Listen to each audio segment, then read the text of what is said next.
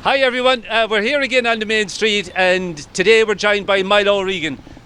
For anybody that you don't know, Milo had the pub here behind us for many years, and Milo's going to tell us just a bit of history about for himself and his family and on the main street here in Charleville. Hi Milo.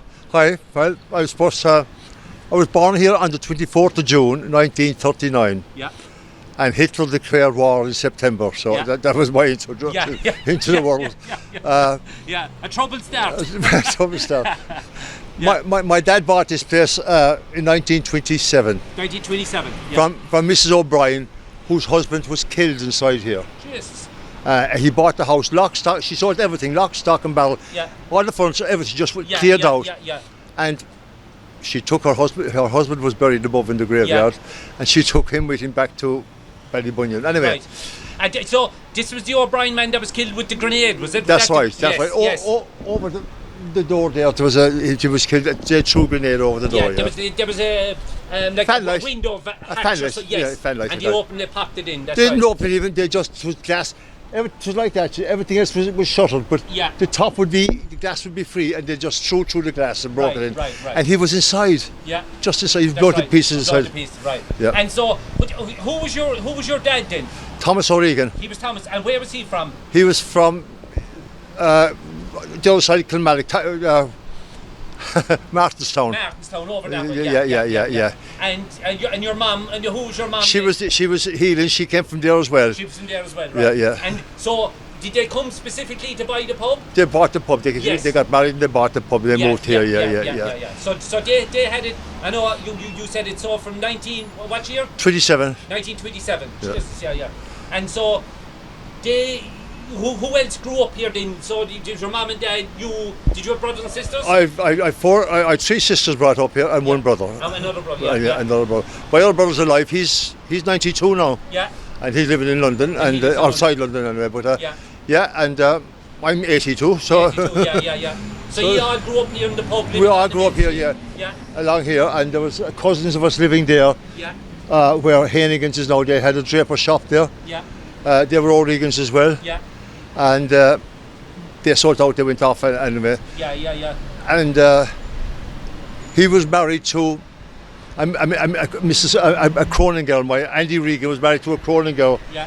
And she was the sister of the Cronin who was second in command of the Blue Shirts in Ireland. Is that right? Yeah. Jesus, Second in command of the Blue Shirts in Ireland. Yeah. A story about that was Cronin used to go. They were fascists, as you know. Yeah. He used to go around the town that time with a gang of people. He came into my father one night. Yeah. And with his gang with him, and he ordered a drink, and my father put up the points, but he wouldn't pay my father. Yeah. So my father jumped outside over the counter, and he hammered him up along the town there. But that was serious then. Yes. Because he was in charge of. They were serious. Yeah. So two people from Kilmallock came back the next night to sit with my father in case there was trouble. Yes. And that was Tobin O'Rourke, Yeah. who was later murdered his wife and killed his wife over. And a man called Cull, who Maidenhall, who also killed somebody over in his places. But they sat with my father for about a week. To team up. And nothing ever happened. He died of death. The fascists were very intimidating. The Blue Shirts were very intimidating, in short. And they tried to do that. But my dad at that time, he was at the burning of the barracks in Kilmallock. Yeah. He was at the taking of Sean Hogan from the train. So he was actively involved. He was actively involved. He was captain of the Martinstown division of the East Limerick Flying Column. Yes. He was a flying columnist. They had the boys that went out and did the shoot. As you say, active members. Active members, yeah. So growing up here as a young fella on the main street, we'll say, looking up the street as you see it now, or back then, who did you hang out with at the time? At the time, there was, down over there by the Bank Lane, there was a family, they're still around the town, the Galligans. Yes. There was Billy, Michael, Paddy and James. They lived down there. The Frahars and Terry Owens lived across the road. Up here where Moran's shop is up here, where Barry's lived there. There was two boys from Dublin there, Oliver Barry and Nicholas Barry. John and Walter Dick lived just down there. Down there. who else? The Foley's, James Foley, David Foley, and John Foley lived there. The hardware. That was it. But we in them days we didn't stay at home. We went out around the country, out around the fields and everything like that. Bit of hunting. Well, mostly we going up to the other end of the town, wrestling with the other guys. We used to be wrestling with the other guys. We had every Saturday we had gangs. And every second Saturday, one Saturday I'd fight your uncle, Frank Grady, and the next week I'd fight Paddy Madigan, and we kept on going around like that. But we only wrestled. There was there was no hard kicking or fighting or anything like that. We wrestled every. Because all the town was divided up then, the borough and the glen and the bottom of the town and Broad Street, Newtown Barry. It was good fun. It is what we kept us alive in, but we grew up with nothing else to think about. Did you play any sports yourself when you were young? Did you play? I didn't much. No. I played a bit of handball. I used to play a bit of hurling, but I was never much good at it. So you didn't bother. And so I tended to lose my temper. What would say? Your father died first, I believe. I'm trying to remember. Your father died first, didn't he? My father died in 1968. Yeah. But your mother was still going. She was here. Yeah, she was here till 1984. Sorry. 84, sorry. I remember your mother here. Yeah. She died in 84. Yeah. She'd still stand behind the counter. She was right up to a couple of years beforehand. A couple of years she used to come out there. She was there. And so, did you stay here your whole life then, or did you go away and come back? I left. I grew up here. Did the leaving. In 1957. On the 21st of June, we finished it. On Saturday, on Friday, the 23rd, I think, Paddy Supple and Paddy Madigan and myself, we head out for England. I stayed there 13 years. Paddy Supple stayed about 13 days. And Paddy Madigan stayed about 13 months. So and I came back then after 13 years and I took over the pub. Right. So you're talking about 1970 or that way? Yeah, 1970 I came back. Yeah. So you took over the running of it then, Well, not really. Then my mother stayed running. I was here. I had a town and country central heating. I used to have a plumbing and heating business. So I did all the Farinka houses inside Limerick back then. And did a lot of houses, a lot of work around the place like that time. So at the time, just going on what I know, the two older girls, Wendy and Cam, Michael would have been born. Tommy was probably there as well. I'd say so you probably had four coming back from England then, Joe? 4 from England and 2 were born here in town. And did you stay? Did you live overhead when you came back? God, yes. Well, for the few weeks, did I build the house up in Love Lane? I was born in here, and the girl of the O'Briens was born in the same room. Is that right? John O'Brien had only one daughter. Yeah. And she was born inside there, and all my family were born in the same room. That's where they lived. And But we'd say being on the main street, being from the town and having the pub in town, you must have known right characters around the town. Oh, we did. We did. There were some great characters around the town there. I remember one morning in particular, I used to have an early morning licence here. And by what time are you talking? 6, 7? I used to open just before 8. Before 8 o'clock. Because the shift was finished in the Golden Vale at 8 and I'd just be open here. But I came down one cold November morning and the telephone box down there, there was a guy inside it. It was freezing all night.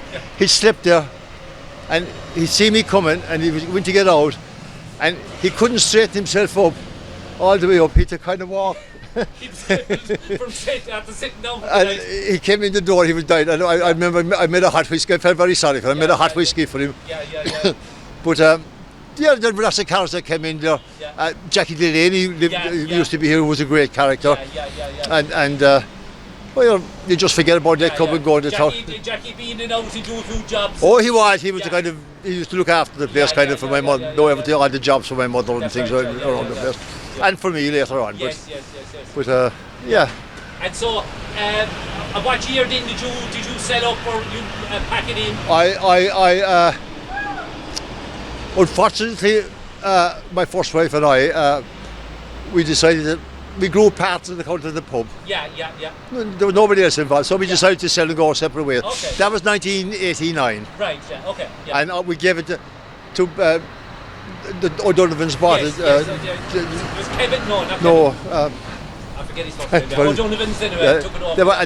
They took. I gave them the key across the road in that house there with Paddy Gorman on the 1st of January 1990. 1990. Yeah, 1990. And then you went back to England then for a couple of years, and I went back to there for a bit. I went back to England and for another on and off. I bought a house. I built a house up in Ballypierce. Yeah.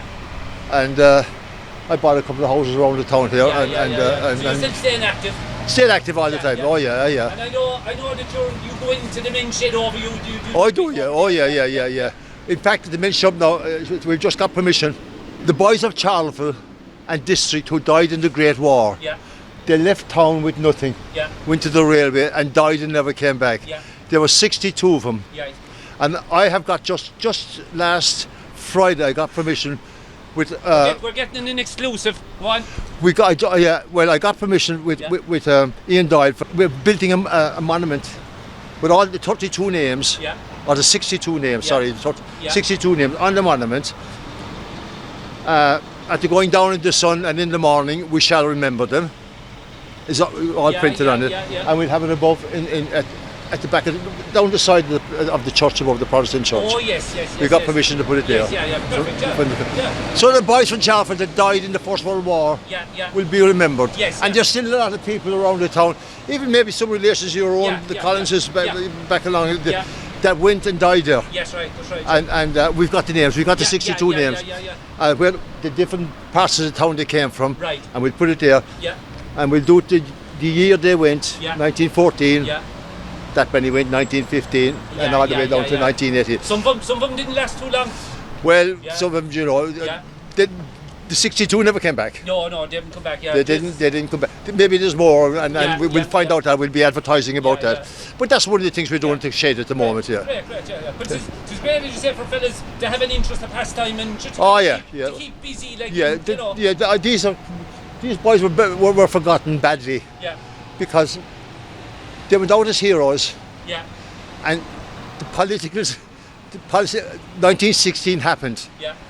And they went from being young Irish soldiers joining the British Army to being British soldiers. And people forgot that most of them soldiers came back in 1918 and they were there for 1921 and Tom Barry and all them down from Cork were English soldiers. They had been in the First World War and trained and they were trained boys coming back. That's right. And boys that went away again, joined the British Army, they were sending fucking pennies home. All the time. There was no money otherwise for the family. Like. It ran the economy. The money that was sent from England kept the economy of Ireland going in the late 40s and early 50s. There was nothing here. There was nothing. No. I remember kids going to school, people going to school, kids going to school bare feet, girls and boys, going to school bare feet. Oh, it was hard times. It was hard times. Milo, you're full of history, and I'm sure there's loads more we could get out of you, but we're limited with time. But we're after getting the loads from you already so far. That's good. Thanks very much for That's my pleasure. My pleasure. Right.